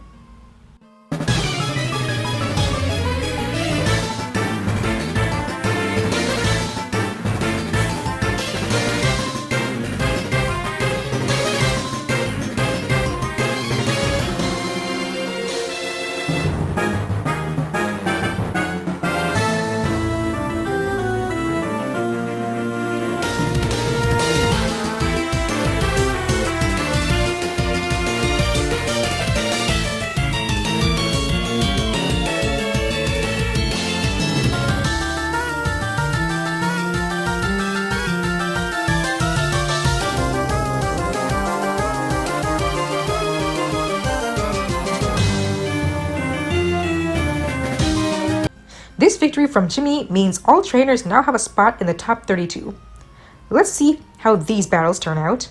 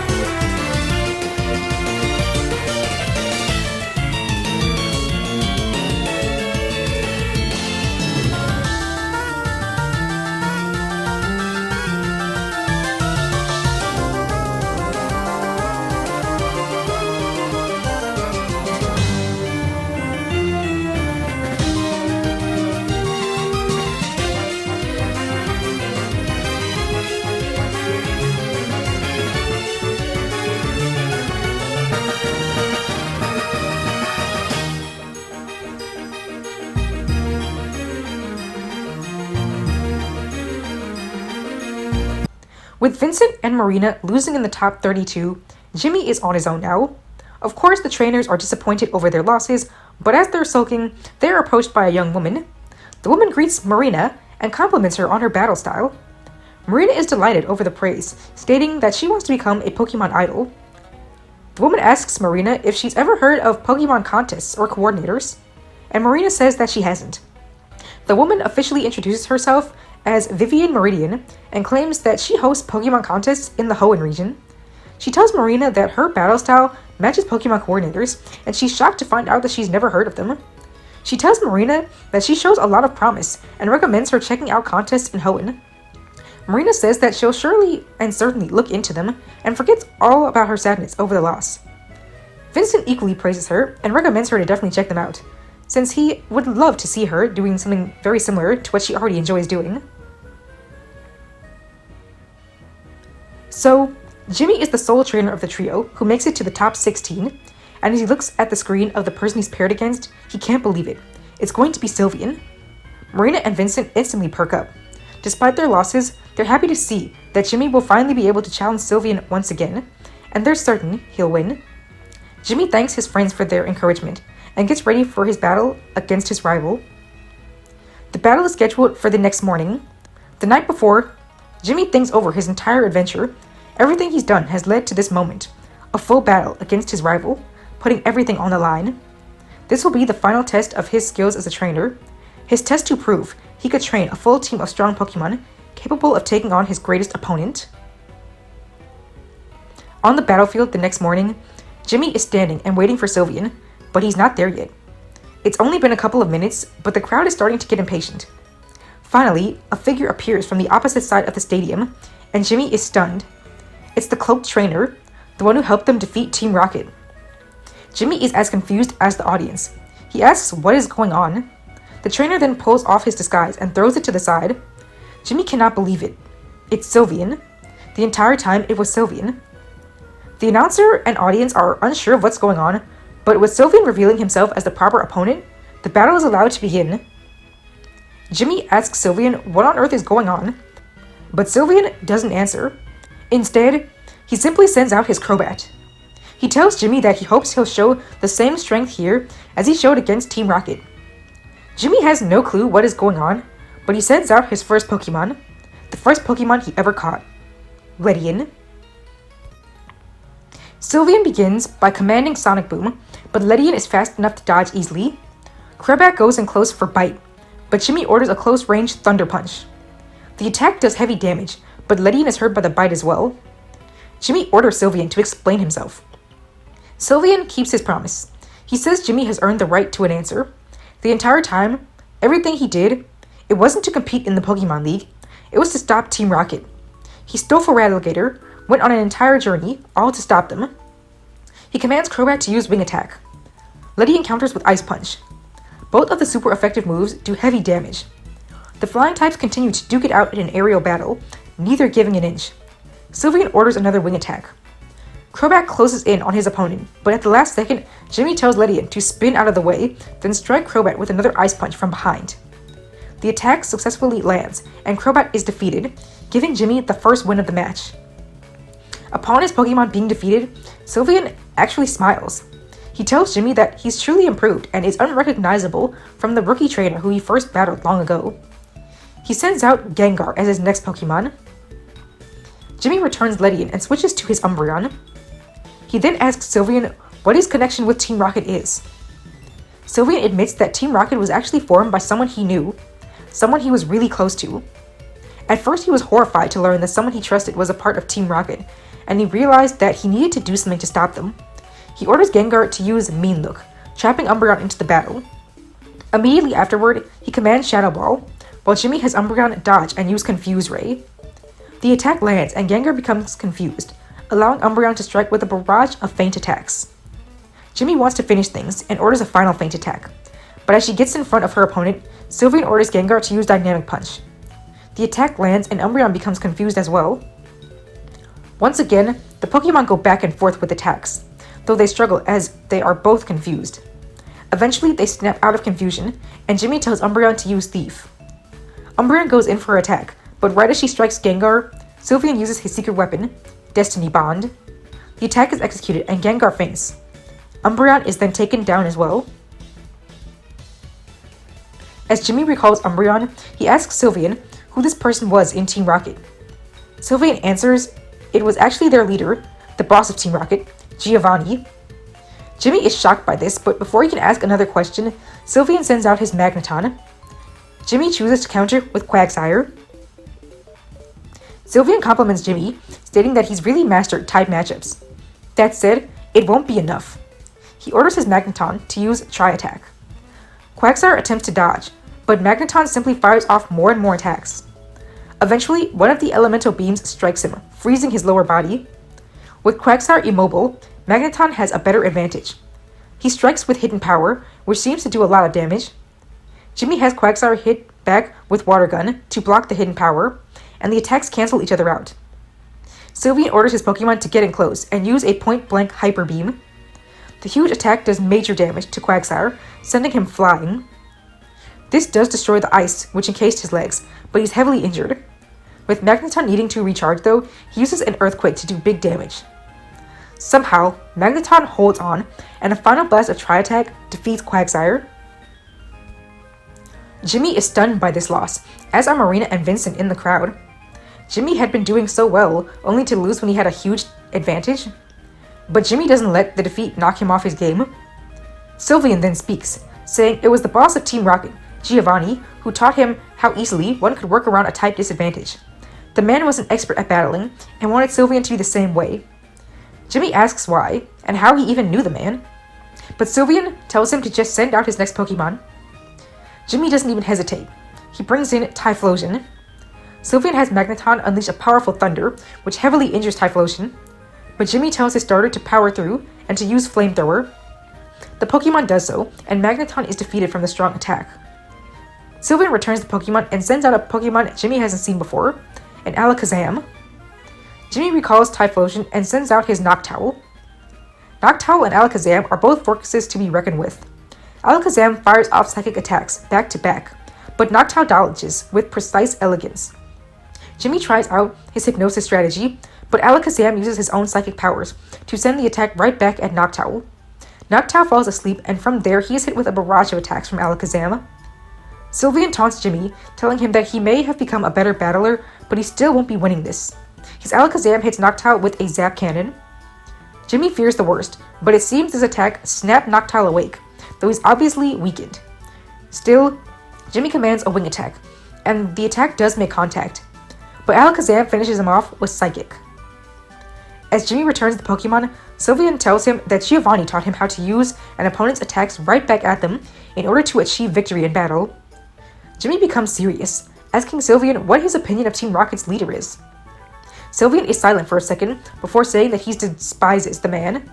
He hates him for creating Team Rocket and causing so much harm, which is why he made it his mission to use everything he learned from the man to become a trainer, one who could defeat anyone, including Team Rocket. At that, Jimmy brings in his next Pokemon, Sunflora. Sunflora starts things off with Sunny Day. Alakazam uses Psychic to launch Sunflora into the stadium wall. Jimmy orders her to use Solar Beam. Alakazam intercepts with Hyper Beam, and the attacks create a massive explosion. Both Pokemon are sent flying backward, but land on their feet. Since Alakazam needs to recharge, Jimmy commands Sunflora to use a second Solar Beam, while Alakazam is unable to defend itself. The blast hits Alakazam hard, but it tries to fight back with Zap Cannon. Sunflora dodges the attack with her quick speed and hits Alakazam with Giga Drain, sapping the energy from her opponent and restoring her health. Sylveon commands his Pokemon to hit Psychic, but by now it's too weakened. A final powerful Petal Dance takes Alakazam out of the battle. Sylveon's next Pokemon is his Sneasel. Jimmy doesn't worry too much about the type disadvantage. He has Sunflora use Solar Beam, meanwhile Sneasel fires back with Blizzard. The powerful blasts collide with a massive explosion, shaking apart the battlefield. The harsh sunlight fades, but Jimmy doesn't hesitate. He orders another Petal Dance, which Sylveon has Sneasel block with Ice Punch. A follow-up Blizzard does heavy damage, but Sunflora holds on and retaliates with Giga Drain, regaining some of her health. Sylveon compliments Jimmy on his Pokemon's power once more. He acknowledges how he once told Jimmy to get rid of that little Sunkern all that time ago. Now that same Pokemon has not only defeated his powerful Alakazam, but it can hold its own against an Ice type. Jimmy tells his rival that he's actually grateful for Sylveon criticizing him so much early on, as it only drove him to become a stronger trainer to prove him wrong. Sylveon tells him that this was the same way Giovanni always pushed him to become stronger. He says the man was always harsh, which is why Sylveon needed to put an end to his organization once and for all. He orders another blizzard, and Sunflora attempts to push back with Petal Dance, but the attacks are evenly matched, as Sunflora continues firing her attack. But it's eventually too much, and the prolonged use of the attack causes her to become confused. From here, Sneasel is free to finish Sunflora off with a final Ice Punch. Jimmy recalls his Pokemon, telling her that she did well. Jimmy asks Sylveon why he was so intense about stopping Team Rocket, and once again, what is his connection to Giovanni? Sylveon answers that Giovanni is his father. Jimmy freezes in disbelief upon hearing this, but Sylveon continues. He explains that Giovanni raised him to be a ruthless battler in order to become the next leader of Team Rocket. He wanted Sylveon to follow in his path. But as the boy learned more and more about what Team Rocket was doing, he turned away. He couldn't be a part of that, so he ran away from home. Jimmy is horrified by Sylveon's words. The redhead says he was relieved when he heard about Team Rocket's demise in Kanto, but when he learned that they had revived the organization in Johto, he knew he needed to stop them. And he'd do anything to fulfill that mission. He'd become the strongest trainer ever. Jimmy smirks and says that Sylveon is a strong trainer, but not the strongest. He then sends back out his Ledian. The Pokemon battle back and forth with a flurry of punches from each Pokemon. Feint Attack does a major hit, but Ledian remains strong and strikes back with Comet Punch. The trainers call out another clash of attacks, Ice Punch versus Thunder Punch, each fist slamming into each other's face. The Pokemon glare harshly at each other, before the two crumble into the ground, both unconscious. Each trainer only has one Pokemon left, and Marina and Vincent are all well aware of what they are. Jimmy sends out Typhlosion, and Sylveon sends in Feraligatr. Sylveon thanks Jimmy for proving his worth and becoming an actual threat, who Sylveon has to put his full force into battling. Jimmy says that, just as he told him before, he never wanted to be seen as a threat, just a good trainer. From here, the final battle begins. Sylveon ordered a Hydro Pump. Typhlosion attempts to dodge, but Feraligatr is too fast and nails him with the attack. Jimmy makes his move by having Typhlosion use Sunny Day. He mentions that he had Typhlosion learn the move from Sunflora so he could weaken the water-type attacks. And just as he says, the attack's power begins to wane. No issue for Sylveon, as he orders his Pokemon to use Return. The giant alligator rushes over and delivers a powerful punch to Typhlosion's face. The Pokemon recoils, but hits a close-range flamethrower for decent damage thanks to the sunlight. Sylveon commands Ancient Power, and Feraligatr summons a collection of rocks, which it launches at Typhlosion. He attempts to dodge, but winds up taking hits due to the huge number of rocks. Sylveon tells Jimmy that when he first stole Totodile, he only saw him as a tool to use to stop his evil father and finish off Team Rocket for good. But as he trained and grew with him, he formed a true bond with him, and they became best friends. He learned more about building a friendship with all of his Pokemon. He went against all of his father's teachings and became a better trainer because of that. And Sylveon says that he thanks Jimmy for helping him realize this, through his constant determination and drive to work with his Pokemon and become stronger with them. Sylveon orders another Hydro Pump, and Jimmy orders a Flamethrower. The attack caused a massive cloud of steam to shroud the battlefield. Typhlosion struggles to see anything, so Sylveon has Feraligatr rush in with Return. The Pokemon dashes forward, ready to land a major hit on his opponent. Feraligatr raises his fist, ready to strike. Before the attack can land, Jimmy commands a new move, Thunder Punch. Typhlosion's fist sparks with electricity, and he slams it into Feraligatr's chest. The electrical hit has Feraligatr screaming in agony. He then falls to his knees, followed by his face hitting the ground. Feraligatr has been defeated, meaning Jimmy has won. Marina, Vincent, and the entire crowd cheer. Jimmy runs over to hug Typhlosion, the exhausted badger nuzzling up to his trainer in glee. Sylveon walks up and kneels down next to his partner, asking if he's alright. Feraligatr nods. The trainers look at each other, and Sylveon gives a small smile. He extends his hand to Jimmy and compliments him over his victory. "You've proven me wrong. I said you'd never make it far with those Pokemon. But not only did you do it, you've beaten me as well. You even taught your Pokemon all types of new moves to cover their weaknesses and battle with intelligence instead of just brute force. You've shown me it doesn't matter whether a Pokemon seems strong or weak. A great trainer can bring out the best of them through their friendship. You taught me that as we battled together to defeat Team Rocket. The two shake hands as Jimmy speaks.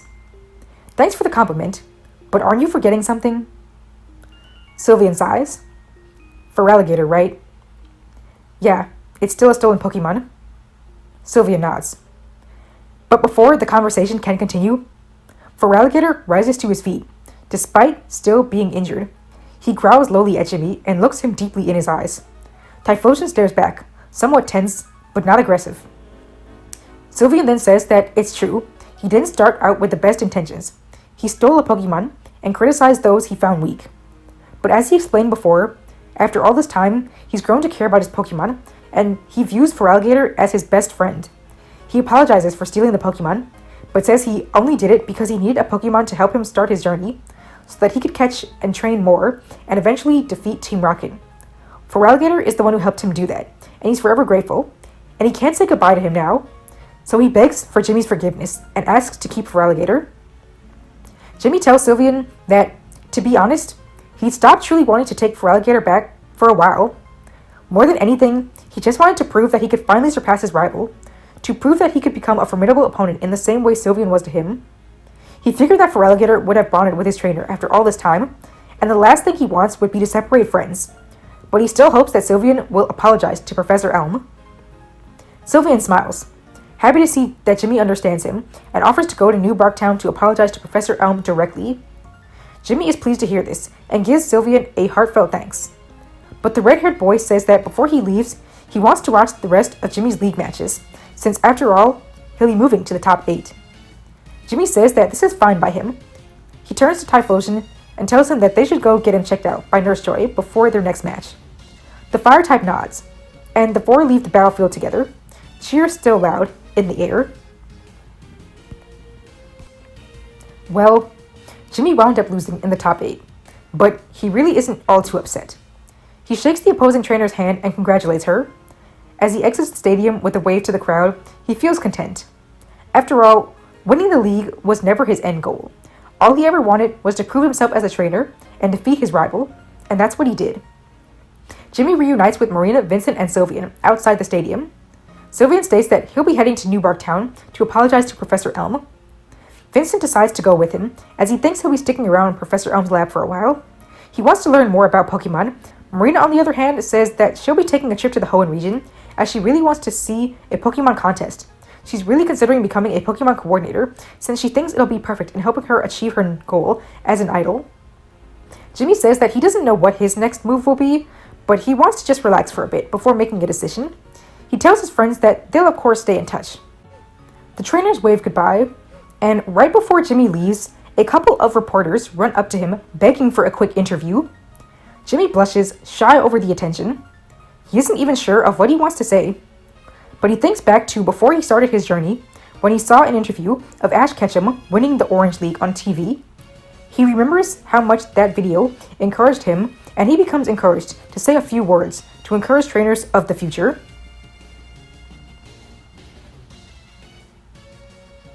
May, you need to get to bed. We've got an early boat ride and then a long drive for our move to our new house in the Hoenn region tomorrow morning. Sure thing, Mom. So, I hope you all enjoyed the first part of this brand new series. It's something I've wanted to do for a long time, and I'm so happy to continue on with this series in the months to come. Before we fully wrap things up, I just want to explain most of my choices for this part and why Jimmy's story went the way it did. Once again, I wrote this series as if it was being made back in the 90s and early 2000s, and Ash was replaced after the Orange Island saga in the anime. So, as for the main protagonist, this one was easy. Ash was the main protagonist who was loosely based on Red, the player character of Red and Blue. Jimmy is based on Gold, who is now called Ethan, the main character of Gold and Silver, or Heart Gold and Soul Silver. I feel that if Ash was to have been replaced back in 1999, he would have just been replaced with another character based on the PC of the newest games. So that's why I made that choice. Personality-wise, I kept his personality pretty similar to Ash's, as I feel the staff would have given Ash's replacement a very similar personality to him to ease kids into the change. Now let's talk about his team. I created Jimmy's team to somewhat mirror Ash's original team. Again, if Ash was replaced all the way back in the 90s, I think they would have given his immediate successor a team with a similar format. So I gave Jimmy a fire type, a water type, and a grass type. I gave him a bug type and a flying type, bird, and I gave him a small, cute, marketable Pokemon. I did choose to not give him all 3 starters, even though Ash got all 3 in Johto, because I wanted Marina and Vincent to eventually get them, since they canonically actually have them. And speaking of them, let's go over the traveling companions. Just like Ash, I gave Jimmy 2 companions, 1 boy and 1 girl. The only thing I did here that I actually don't think the staff would have done was add Marina and Vincent so late. I feel like Jimmy would have had companions added early on, very much like Ash did. However, the reason I added them so late was for 2 reasons. 1, the character Chris, who Marina is based off of, the female PC of Johto, did not exist in the original Gold and Silver. She actually wasn't added until Crystal was released in the year 2000. So naturally, I doubt the staff would have included her as a character before her game debut. 2, I simply felt that Jimmy's early arc of learning to become a good trainer and not over-rely on Kolava was best spent alone. And doing this also allowed me to focus the early portion of the story on him and his rival. So like I said, while I really don't think the staff would have done that, I chose to do that because I didn't want any distractions between that early journey, especially building up between him and Sylveon. And as for that rival Sylveon, just as Ash's rival Gary was based on the rival of Red and Blue, I gave Jimmy a rival based off of Gold and Silver's character Silver, with a new name since his name can be customized, again just like Gary was given a new name. I wanted to make their rivalry actually have some importance to the plot, unlike Ash's rivalry with Gary, which in my opinion was pretty empty for most of Ash's early journey. The 2 of them didn't even battle until after their original Kanto journeys. I gave Jimmy an actual reason to want to become stronger, which was to beat Sylveon, to get back the stolen Pokemon, and to prove he could become a good trainer, strong enough to eventually defeat him. Which of course rounds things up. Jimmy's goal. I always hated Ash's ridiculous, aimless, vague Pokemon Master journey. No one ever knew what that was for the longest time, and I just thought it was so weird and annoying, and just only existed to draw the plot out for as long as it was. I wanted Jimmy to have a sensible, tangible goal that would have a conclusion by the end. Now, I know what you guys are thinking. Jimmy did not get Sylveon to return the stolen Feraligatr as he originally wanted, but he did prove that he was strong enough to become a strong trainer and defeat Sylveon in a battle, which he did in the league. I didn't necessarily want his goal to be something he did physically attain by the end, but something that was possible for him to obtain. And he did obtain the second part of his goal, which was defeating Silver and becoming a strong trainer. So I hope that clears things up, and I hope you guys look forward to part 2 of this series in the coming months, where we see how the Hoenn Saga may have looked different with a completely different protagonist. Thank you guys so much for watching, and I will see you all next time. Thank you!